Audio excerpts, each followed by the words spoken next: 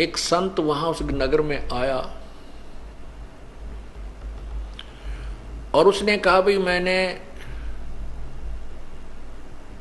यहां रात्रि बितानी है और मुझे कोई भक्त का घर बता दो जिससे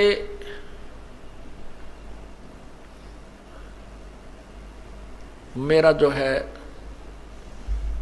भक्ति कर्म ना बिगड़े, मैं अपना साधना भी कर लूं उस भगत के घर बैठ के और मुझे 2 रोटी भी मिल जाए। तो उस संत को गांव के उस नगर के निकम्मे से व्यक्ति मिल गए। वो कहने लगे बाबा जी साधु संत तो नगर से बाहर रहा करते हैं और जिस प्रकार के आप भगत चाहते हो वो हम बताते हैं। वो सामने इधर चले जाओ, ये रास्ता जा रहा पगडंडी सी और वहां एक भक्त रहता है बाहर, सपरिवार वहां रह रहा है, आप वहां जाओ। अब महात्मा उस संत ने सोचा भी बिल्कुल सही बात है, जंगल से भगत तो बाहर है तो और अच्छी बात है। तो वो चला गया वहां, साधु वहां चला गया और वहां वो बहन जो अजामेल की पत्नी थी गणिका, वो घर पे थी। साधु ने आवाज लगाई, नमो नारायण किया तो वह लड़की बाहर आई कि आज कौन आ गया इधर। और पुण्यात्माओं ठीक है, वर्तमान में कोई भी प्राणी कितनी ही गलती कर सकता है, लेकिन उसके पूर्व जन्म की कोई पुण्य कमाई होती है, वो साधु संत या सत्संग के विचार सुनने से वो अवश्य अंगड़ाई लेती है, वो एकदम उभर कर आती है। ये कौन थे अजामेल और जो गणका वो वैसा, वो कौन थे? ये पूर्व जन्म में दोनों साधक थे। वो भी वैराग्य थी और ये अजामेल भी वैराग लेकर के बाहर भक्ति के लिए, जैसा भी इनको मालूम था अपनी उस परमात्मा के नाम की, जैसा जिस संत ने कोई बताया था वो साधना शास्त्र विरुद्ध भी ये कर रहे थे। जैसे ओम नाम की साधना तो शास्त्र अनुकूल है और अन्य जो साधना ये करते थे वो शास्त्र विरुद्ध है, जैसे तप वगैरह। लेकिन दोनों की, जैसे किसी ने भांग बीज दी वो भी फल लगेगा और कणक बीज लिया उसका भी फल लगेगा। दोनों इकट्ठी बोली तो भी भांग का पौधे के अलग बीज फल लगेंगे और कणक गेहूं के अलग लगेंगे। तो ऐसे साधना ये करते हैं, उनका दोनों का सबका फल उनको मिलता रहता है। जैसे तप करते हैं उसे राज भी होता है और सिद्धियां भी आ जाती है, लेकिन मोक्ष नहीं हो सकता इनसे। तो इस प्रकार वो पिछले जन्म में साधना किया करते थे, साधक थे। और जो अजामेल अब बदनाम हो रहा था, ये पूर्व जन्म में ऐसे ही एक साधक था, हठ योग करता था। और ये हठ योग करते करते इसने अभ्यास कर रखा था समाधि लगाने का। समाधि क्या होती है आपको पहले भी कई बार बताया है कि इस शरीर के अंदर, हमारा शरीर जो है ये एक टेलीविजन समझो, और इसमें चैनल बने हुए हैं, जैसे मूल कमल, स्वाद चक्र, नाभि कमल, हृदय कमल, कंठ कमल, त्रिकुटी कमल, सहस्रार कमल।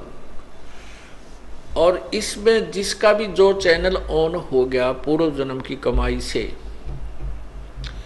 और जैसे हठ योग से समाधिस्थ होने की चेष्टा जो करते हैं, वो न जाने कौन से कमल में कौन सा टेलीविजन का चैनल ऑन हो जाता है उनका, फिर उसको बार बार देखने का इंटरेस्ट बन जाता है। उसमें ऊपर के इस ब्रह्मांड में जैसे ये कहीं ग्रह चल रहे हैं, इनकी बड़ी अच्छी स्पीड नजर आती है, ऊपर की तरफ और बड़े बड़े पहाड़ हैं, स्वर्ग हैं, पता नहीं क्या क्या वहाँ उछल कूद होती है, नाच गाने ऊपर चल रहे हैं, तो वो सब दिखने लग जाते हैं।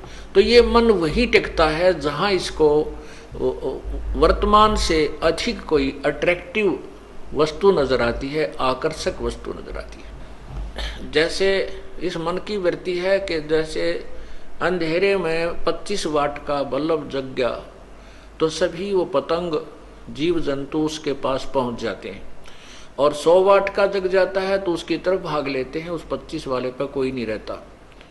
ऐसे ही जो हम यहाँ देख रहे हैं इस पृथ्वी के ऊपर, जो भी हम मन की आकर्षण वस्तु देखते, इससे बहुत ज्यादा अधिक ऊपर के लोकों में है।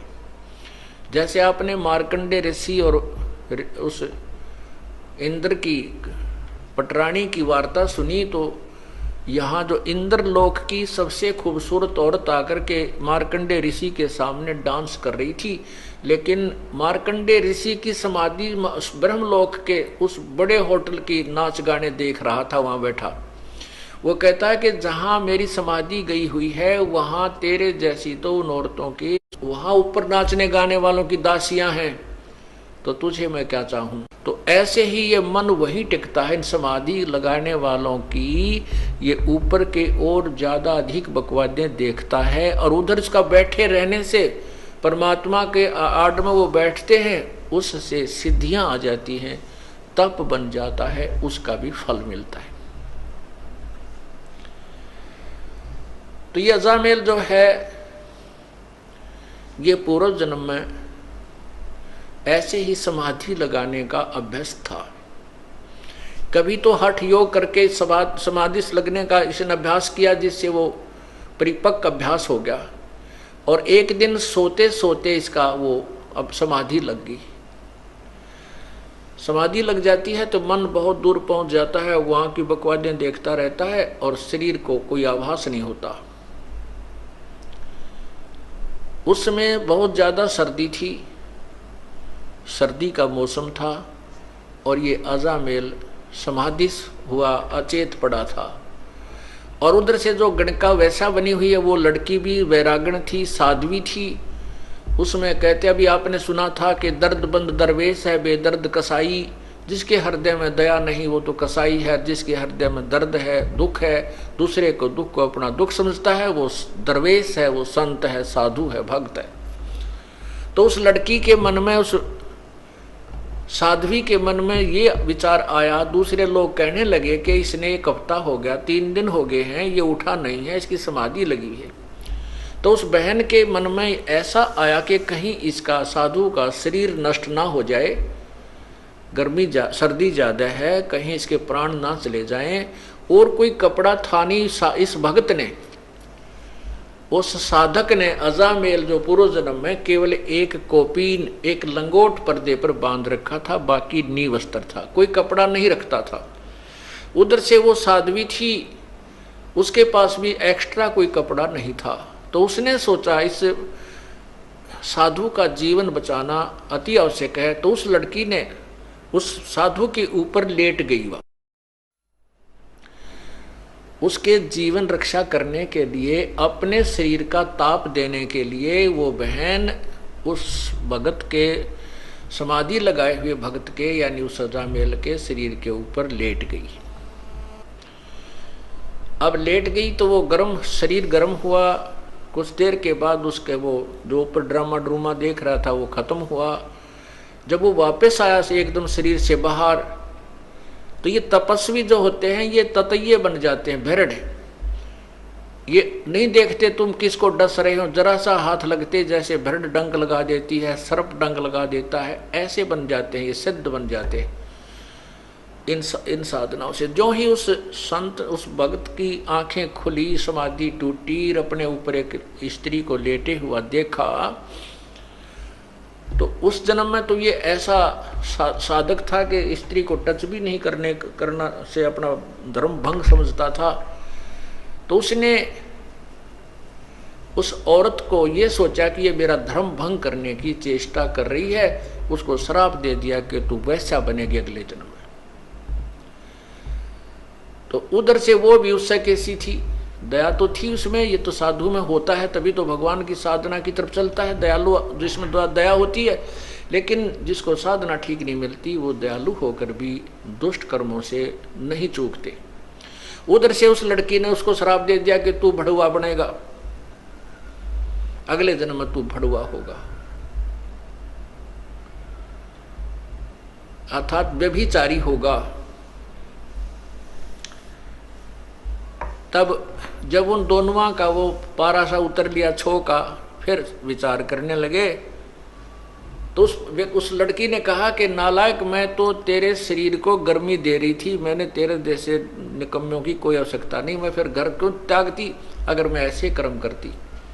मैं तो, मुझे पता लगा कि 2-3 दिन से तू बेहोश पड़ा है, कहीं तेरा शरीर नष्ट ना हो जाए, मैं तो इसलिए तेरे शरीर को गर्मी देने के लिए, और कोई वस्त्र ना था मेरे पास, अपने ही शरीर से तेरी रक्षा कर रही थी। तब वो महसूस किया उसने भी कि बहन मेरे से गलती बन गई। अब वही तो बात है ना, कहते हैं तीर कमान से और वचन जुबान से निकलने के बाद वो वापस नहीं आता। तो सोच समझ कर हमने हर क्रिया बोल चाल करनी चाहिए। तो उसी के परिणाम स्वरूप वो तो वैश्या बन गई, वो बदचलन बन गया, दोनों का फिर संयोग हो गया। अब वो पति पत्नी रूप में, फिर उसके बाद उनका काफी प्रेम बन गया। जैसे जब उन्होंने पता लगा यथार्थ था कि उस भक्त ने भी पता लगा कि तू कुर्बान थी, तेरा शरीर की रक्षा की, तो उनका आपस में बहुत ज्यादा लगाव बन गया, आपस में प्रेम बन गया, एक दूसरे ममता बन गई। बिल्कुल वो उस जीवन में ब्रह्मचारी रहे और बिल्कुल ठीक रहे। लेकिन वो ममता जो आपस में, युकाल का तो जाल बड़ा भयंकर है, वो आपस में मोह फंसा रहा। उस मोह ने ये फिर कट्ठे लपेट दिए, अगले जन्म में ये पति पत्नी बना दिए, और साथ में वो वैश्या बन गई और अजामेल बन गया, ये बदचलन बड़ुआ। अब वो साधु वहां संत पहुंचा उसके द्वार पे, तो वो लड़की जो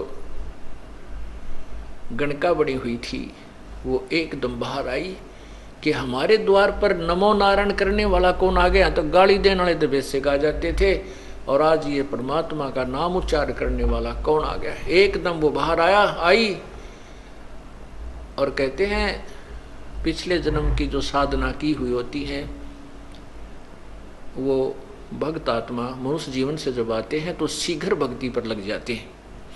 चाहे वह कितने ही दुराचार करता है, चाहे कितने ही वो विकार करता है, शराब पीवे, मांस खावे, चाहे तम्बाकू सुल्फा पीता है, वो पिछले जन्म का जो मनुष्य शरीरधारी प्राणी होता है और पिछले जन्म में कुछ भक्ति की हुई होती है और वर्तमान में कुसंगत में फंस जाता है, वो तुरंत त्याग देता है उन बुराइयों को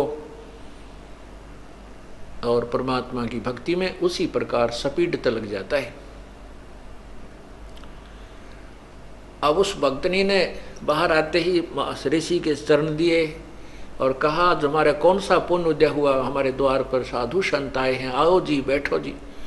अब साधु ने संत ने सोचा भी कति ठीक ठिकाना आ गए तो बहुत भगवान आत्मा मिल गई और बहुत ही अच्छे भक्त मिल गए। अब अंदर जब पहुंचा तो उसने एक चारपाई थी जिसी घर पे वो उस पे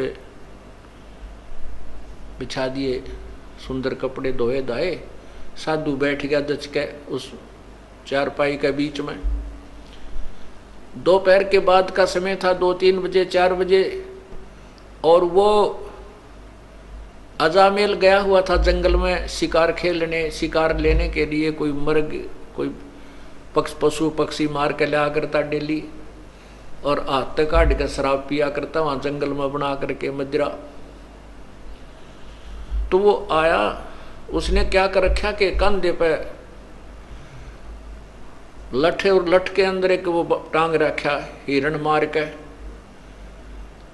और आते ही वो पटक दिया आंगन में। जड़ महात्मा बैठे थे उसके साथ में ही, और नो पटक, जब नो ना देखा कि महापुरुष बैठा सामने, उसने आते ही दुखी सा हो रहा था, कहा ले भगवान आ तो सारा दिन में एक का पाया, सारा दिन लग गया, एक ही मर्ग मिला, बड़ी मुश्किल से हाथ लग गया। अब जब उसने वो मर्ग वहां पटका तो वो साधु की नजर गई, भाई के खुड़का हुआ कौन बोला। जब उस संत ने देखा रही तो भाई कुकर्मी आदमी है, कौन आ गया इनके भगतनी के घर में, मांस यो मर्ग मार रखा इसने। तो उस लड़की से पूछा बेटा यू कौन है, कौन आ गया तेरे घर में। वो कहने लगी जी ये भगत जी है आपका, ये आपका सेवक है। बाबा जी ने ठा लिया जोड़ा, जब अड़ कसू गलत जगह आ गया भाई, तू तो ये किसा सेवक मर्ग मार के ला रहा। तो फिर उसने देखा कि तो संत था, आया हुआ है आज तो तुम्हारे दरबार पे। अब उसके अंदर भी जो पूर्व जन्म की भक्ति थी वह जागृत होगी। परमात्मा कहते हैं कबीरा दर्शन संत के परमेश्वर आवे याद, और लेखे में वाह है घड़ी बाकी का समय बाद। तो उसी समय उस अजामेल ने भी पैर पकड़ लिए और उस बहन ने भी, उसकी पत्नी ने, और कहने लगे महाराज हमारे द्वार से आप नो मत जाओ, अब पहले पापी आत्मा है और आप जैसे महापुरुष हमें कोई सदुपदेश नहीं देंगे, हमारा कोई रास्ता मार्गदर्शन नहीं करेंगे, तो हम बुराई कैसे छोड़ देंगे। वो बोला मैंने छोड़ दो जल्दी, बस मेरे साथ तो मजाक कर दिया किसी ने, मैं गलत आ गया यहाँ पे। तो उन दोनों ने बहुत याचना की कि नहीं साधु, नहीं महाराज आपने ऐसे नहीं जाना चाहिए, हम बुरे हैं भले हैं आप ही के तो हैं, आप हमें कुछ शिक्षा दीजिए ताकि हमारी बुराई छूट सके।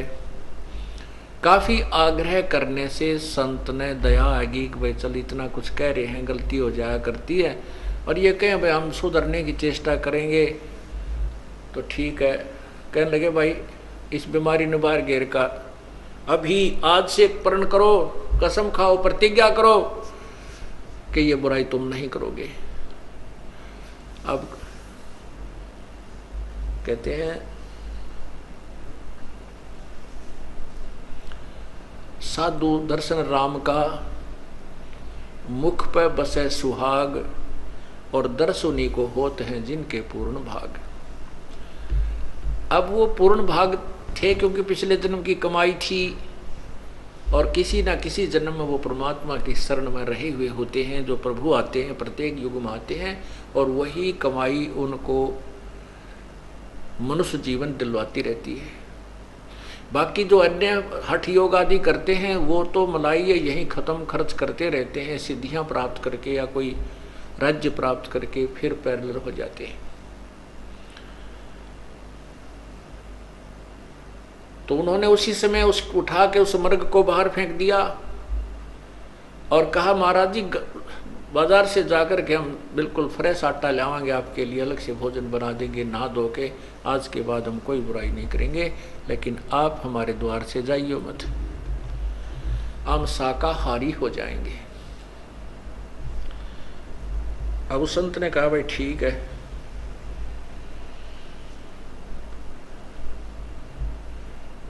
तो क्या हुआ, गर्मियों के दिन थे, गर्मी का मौसम था। अब वो भोजन ला करके बाहर से उन्होंने नहा धो कर स्वच्छ होकर के सारा घर दोबारा लीप लाप के पवित्र कर दिया। कहने का भाव कि उस संत का पेटा भर दिया, भाई ये भी ये बिल्कुल ठीक हो गए। तो उसके मन में आया कि परमात्मा ने शायद तुम्हारे लिए ही मुझे यहाँ भेजा है।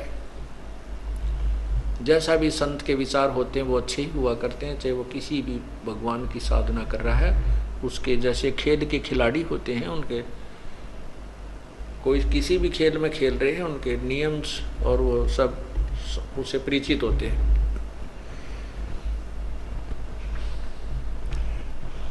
अब रात्रि के समय साधु तो भजन करने लग गया और वो दोनों जने पंखा लेकर के खड़े हो गए बारी बारी। फिर वो भजनवाद साधना करके लेट गया, तो लेट के आसपास छिड़का कर दिया पानी का, और ऐसे पंखा बारी बारी कभी वो खड़ी हो जा कभी वो खड़ा हो जा, उसको साधु को हवा कर रहे हैं। सुबेरे संत बोला भाई भक्तों एक काम करो, तुम नाम ले लो, भगवान का नाम जप्या करो। तो वो कहने लगे महाराज जी मारे पर नाम में कोई नहीं लिया था, और कोई को बात करवा ले, कितना कठिन काम करवा ले, यो नाम नहीं लिया जाता। तुलसी पिछले पाप से हरि चर्चा ना भावे, जैसे जबर के भेगते भाई भूख विदा हो जावे। ने बोला जी नाम नूम ताम लेते नहीं, बाकी आपके चेले पक्के हो गए, आप बुराई नहीं करेंगे, आपने कसम खा ली। तो संत ने सोचा अपने आत्माओं जैसे ये जो कथाएं हम सुना करते ना कि भाई एक अजाम उसने संत ने लड़के का नाम नारायण रखने को कह दिया, और उस नारायण नारायण करने से वो पार हो गया, ऐसा नहीं। ये यथार्थ कथा आपको सुना रहा हूं उसी नारायण नाम के ऊपर।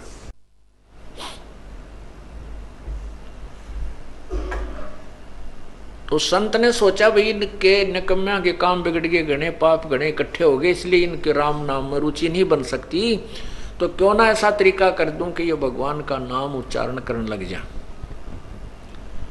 न्यू बोला भाई तुम्हारा लड़का होगा 10वें महीने, लेकिन उस लड़के का नाम जो मैं बताऊं वही रखना, उसका नाम तुम नारायण रख लेना। दोनों ने करबद्ध होकर कहा कि प्रभु जैसे आपकी आज्ञा, आपकी दी संतान जो होगी पुत्र होगा तो उसका नाम हम नारायण रख देंगे। ऐसा ही हुआ, लड़का हुआ, लड़के का नाम नारायण रख दिया। अब छोटा बालक बुढ़ापे में बहुत प्यारा लगता है, छोटा बच्चा वैसे भी ज्यादा प्रिय होता है, लड़का हो चाहे लड़की। तो वो लड़का जब उसके इतना मोह हो गया उस नारायण नारायण करता, वो लड़का थोड़ी इधर उधर हो जाता, घंटा 2 घंटे ना आता तो वो नारायण नारायण करता हुआ उस बालक ने ढूंढ के लाता, चाहे वो जंगल में कितना कोई बेर ब्यार खाने गया हुआ होता, फल खाने के लिए वहीं से ढूंढ के ले आता। अरे कित गया तेन अड़ खा जाएंगे हैं जंगली जानवर, बेटा दूर मत जाकर, भयभीत रहता। उसके अंदर इतना मोह बन गया। एक दिन उसकी अचानक मृत्यु होगी, क्योंकि उसका समय जो है ना, उसकी मृत्यु होगी। उस अजामेल की मृत्यु होगी तो उसको यम के दूत ऊपर लेकर गए धर्मराज के दरबार में, जहां अकाउंट होता है एज का, कर्मा का, कितनी आयु थी, कितने समय में यू मरा, इसने कैसे पुण्य कितने पाप किए।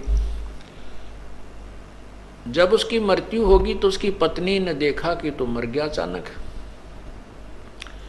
2-4 दिन से वो अस्वस्थ भी चल रहा था।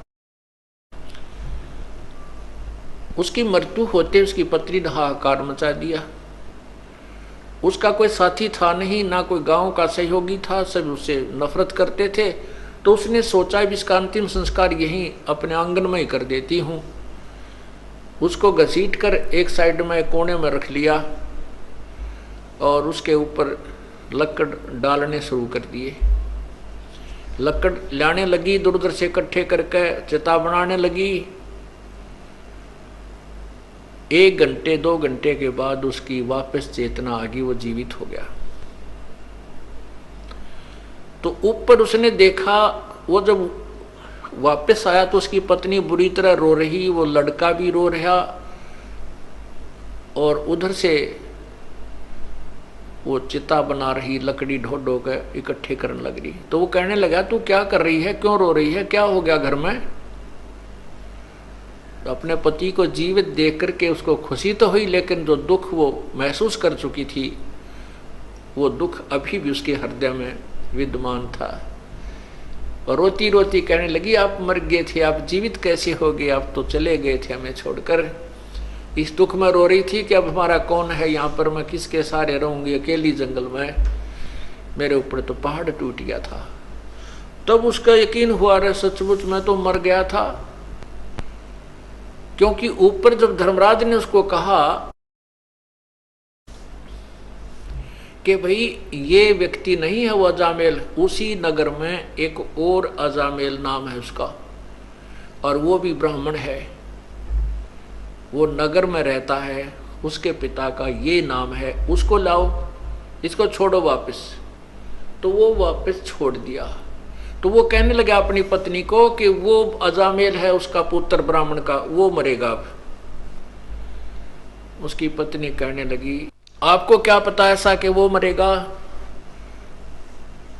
तो उस अजामेल ने बताया कि ऐसे ऐसे सारी कहानी बताई, धर्मराज ने ये कहा है कि इसकी उम्र अभी है नहीं, इसके तो अभी 5-4 साल वर्ष और रहते हैं, 4-5 वर्ष रहते हैं, इसके वापस छोड़ो वो तरेगी। अब उस अजामेल के उस दिन के बाद या पक्की दचगी के मृत्यु तो होनी है, और समय भी थोड़ा ही बताया था धर्मराज ने, 4 वर्ष बताए थे, 5 वर्ष बताए थे, और या तो बात बिगड़ेगी। पुण्यात्माओं, ये परमात्मा की रजा होती है। उधर से क्या होता है कि वो अजामेल दूसरा उस नगर का मर गया, और जहां उसका बाहर कुटिया डाल रखी थी अजामेल ने, उससे थोड़ी सी दूरी पर, आधा किलोमीटर की दूरी पर वो शमशान घाट था।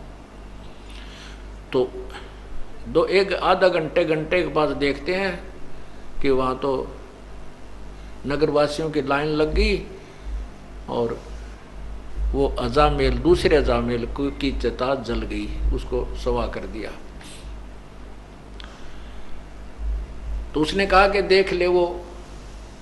फिर वो जैसे अगले दिन गांव नगर में जाते थे सामान लेने, दुकान पर तय, वहां पता किया तो पता चला कि वो अजामेल मर गया, उसका लड़का, उस ब्राह्मण का कल मृत्यु होगी उसकी। तब दोनों का ये बात पक्की जचगी, क्या तो बात बिगड़ेगी। अजामेल बोला भगवान भजन कर ले, भक्ति कर ले, समय थोड़ा है और यहाँ सब कुछ यहीं रह जाएगा। अब भजन करें किसका, क्यों नाम नहीं, कुछ भी नाम उन्हें लिया नहीं। तब वो दयालु परमात्मा आते हैं और उनको, उस पुण्यात्माओं को सच्ची भक्ति देते हैं, ज्ञान कथा सुनाते हैं। लेकिन हमारे अंदर एक सबसे भयंकर बीमारी ये रही है कि हम राम और कृष्ण, ब्रह्मा विष्णु महेश या ब्रह्म से ऊपर यदि कोई कथा कहानी सुनाता है तो नहीं सुनते थे, और उसको एक बुद्धू समझ करके उसकी प्रत्येक बात पर अविश्वास कर देते थे। इसलिए परमात्मा बड़े दयालु हैं, बड़े सूझबूझ से काम करते रहे, तो उन्होंने कथाएं यही सुनाई, ब्रह्मा विष्णु महेश और ब्रह्म तक की, और नाम भी उनको वहीं तक के दे दिए। ओम नाम का जाप कराया। जैसे ब्रह्मा को ओम नाम दिया प्रभु ने, विष्णु को हरियम नाम दिया, शिव को सोहम नाम दिया। कहते हम बैरागी ब्रह्म पद सन्यासी महादेव, सोहम मंत्र दिया शिव जी को करे हमारी सेव। तो ये परमात्मा ने उनके उद्धार के लिए, मोक्ष तो ये नहीं प्राप्त कर सकते, क्योंकि मोक्ष तो 3 मंत्र से होगा, और 3 मंत्र का अधिकारी वो होगा जो परमात्मा की सच्ची कथा, पूरी सृष्टि रचना पर पूर्ण परमात्मा कौन है इस पर विश्वास कर लेगा। सारना, ये जो 3 मंत्र का जाप उसी को दिया जाता है जिसकी नस नस में,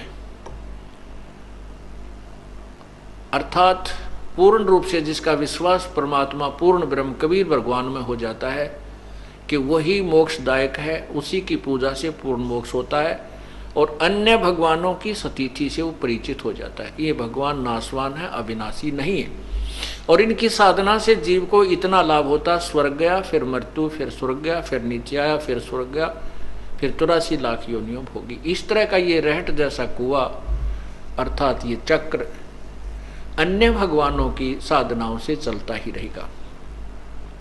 पूर्ण परमात्मा की भक्ति से पूर्ण मोक्ष होगा। तो इसलिए परमात्मा जैसे पहली बार आए, ब्रह्मा को ओम नाम दिया, क्योंकि वो वेदों में ओम नाम से दृढ़ था कि इसके अतिरिक्त कोई मंत्र नहीं है। तो उसका नाम भी, उस नाम का जाप भी पूर्ण संत से लेकर ही किया जाए तो ही लाभ होता है। इसलिए विष्णु जी को हरियम जाप दिया, विष्णु और लक्ष्मी दोनों को, सावित्री और ब्रह्मा को ओम दिया, और शिव को और पार्वती को यही मंत्र दिया। क्योंकि ये तत्व ज्ञान है, धीरे धीरे समझ में आएगा आपको। अभी तो हमने केवल ये कथाएं सुन रखी थी, छोटी मोटी कथाएं थी, या संतोषी माता के व्रत की कथा सुन रखी थी, और ये कथा हम नहीं सुन पाए थे, और पूर्ण परमात्मा के बारे में तो हमें परिचित थे। तो तत्व ज्ञान का धीरे धीरे समझ में आएगा कि ये मंत्र कहाँ काम करते हैं, कैसे करते हैं, कैसे राहत देते हैं। तो इस प्रकार फिर वो अजामेल पूर्ण परमात्मा आए, और उनको आकर के फिर मंत्र दिया अजामेल और उस लड़की को।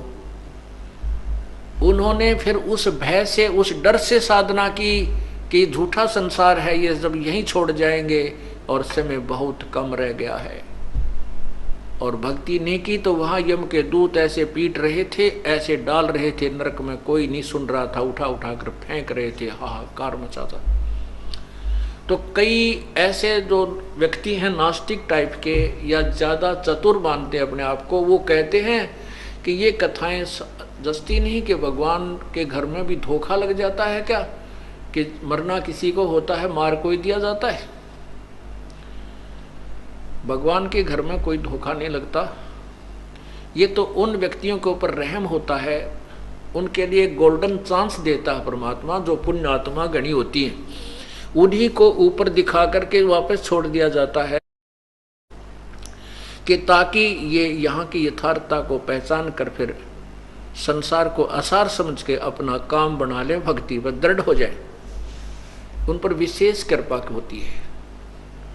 तो जैसे अजामेल और गणका पर विशेष, उस अजामेल पर विशेष कृपा हुई कि उसको वो सारा ऊपर का दिखा करके झंझट और वापस छोड़ दिया। फिर उसको भय बन गया, उसको चिंता बन गई, तब उसका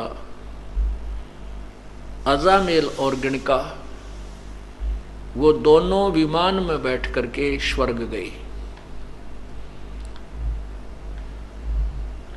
इसमें क्या बताया है,